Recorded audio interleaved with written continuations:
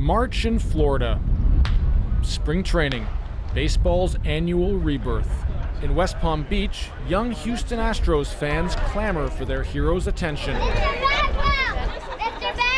hear you.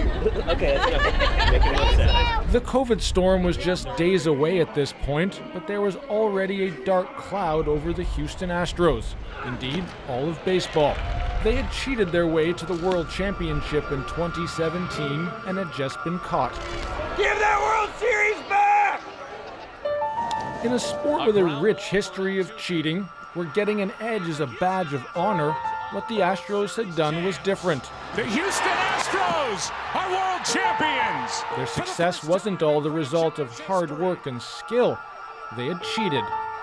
An investigation by Major League Baseball revealed a scheme high-tech on one hand, but also astoundingly low-tech.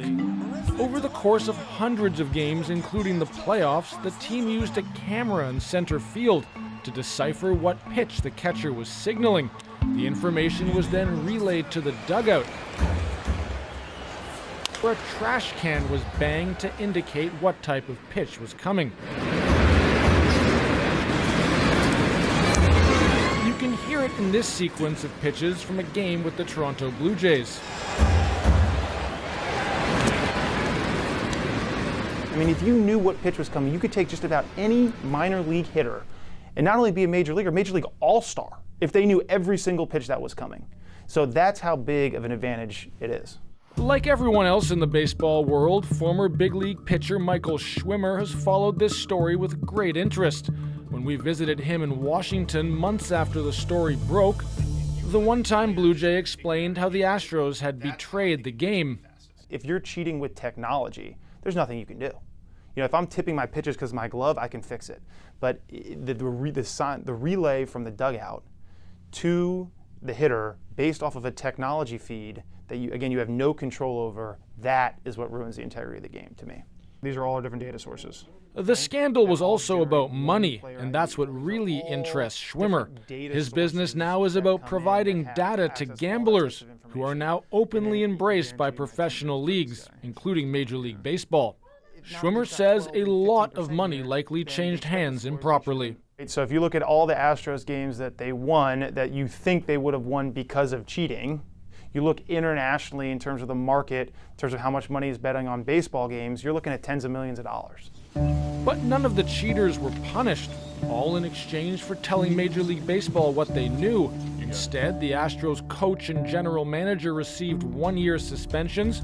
The team owner then fired them both. You know, it's tough. You know, they cheated. And, you know, just I don't agree with the punishments. You know, the player's not, you know, getting anything. Baseball players rarely say anything of consequence and almost never criticize a fellow player. This was different. So now anyone who goes forward and cheats to win a World Series, they can live with themselves knowing that, oh, it's okay. I think what should have happened was, you know, the commissioner vacated their championship and then we move forward. The Astros' stilted apology only made things worse. Infielder Alex Bregman looked like a hostage. I am really sorry about the choices that were made by my team, by the organization, and by me. And I knew that it was never going to happen again. Florida Judge Lou Schiff and law professor Bob Jarvis literally wrote the book on baseball's history of rule breakers. They may have written a book together, but the two old baseball fans, one a Yankees fan, the other a Mets booster, rarely agree. Jarvis argues the Astros' manipulation fits into a rich narrative of baseball cheaters who are rarely punished. Well, baseball has no integrity. Baseball has never had integrity. If you look at the early history of baseball, it's a very dirty game played by thugs. You go to 1919 and the Black Sox scandal. Again, clutching pearls and talking about the integrity of baseball, there is no integrity in baseball. I think integrity is important. As a season ticket holder for a team, as a lifelong baseball fan who goes to lots of games a year, if this continues, I'm going to lose interest. I'm going to lose interest and say this isn't worth my time. But when baseball decided not to banish the Astros, Schwimmer says it will now be the players carrying out justice. I think it's dangerous, very dangerous, because what I see is pitchers that I talk to, that I've played with, they know that when you have the ball in your hand, you make your own justice. And when that happens, you feel like you've been wrong, people have been cheating you. I mean, you can make a hitter pay for that. Opposing pitchers in spring training administered that baseball justice. The Astros seemed to almost expect it and took their licks. Oh, breaking ball. The timing was absolutely unfortunate for him as he takes the hit by pitch on the Before the season was cut, Vegas bookies set the over-under for the number of times they would be hit by a pitch at 84, a number rarely reached during a season. If you start making rules that if you throw somebody inside the first time you hit an Astros player, you're thrown out, now you're creating rules to help the cheaters. And if you don't do anything about it, now it's player safety. What the Astros did was about more than wins and losses. Fortunes were changed, livelihoods affected, and dreams eclipsed. Some pitchers, victims of the Astros cheating, never pitched again at the major league level. One of those pitchers, former Blue Jay Mike Bolsinger, filed a multi-million-dollar lawsuit against the Astros. Amidst all of the hatred surrounding the Astros, their fans rallied around them in Florida. Is it going to be a hard team to cheer for you? Absolutely not. It's going to be easy. I've been an Astro fan for 50 years, so I don't plan on quitting today. We're walking down the sidewalk and people call out cheater to us. But it's like defending your children. That's the way I look at it. This is part of my family, and I'm defending my family.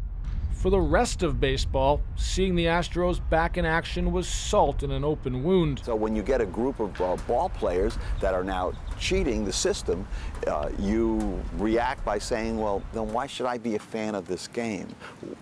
Am I really seeing what I'm supposed to be seeing? I don't want to see a magic show. I want to see a baseball game. I want to come out and I want to see them compete at their own level and use their best efforts and not to be told, well, here's your next pitch. That's not a ball game. As usual, Bob Jarvis thinks his friend is overreacting. Yeah, I disagree. I mean, when was baseball really popular? When Sammy Sosa and Mark McGwire back in 1998 were hitting a home run every day, and I mean, it looked like a video game. That's what fans want to see. Nobody was punished in the steroid era. The only punishment was handed out by baseball writers by not voting in certain people into the Hall of Fame. As Major League Baseball returns amid the ongoing pandemic, it will be different. The Astros won't have to deal with angry fans. Games will be played in empty stadiums. Hit him! They'll steal your signs! There will be less media scrutiny, reporters now not permitted in the clubhouse. Or will fans just be happy to have baseball back and forget that the 2017 Houston Astros Field of Dreams was really a field of cheats? For The National, I'm Jamie Strachan in West Palm Beach, Florida.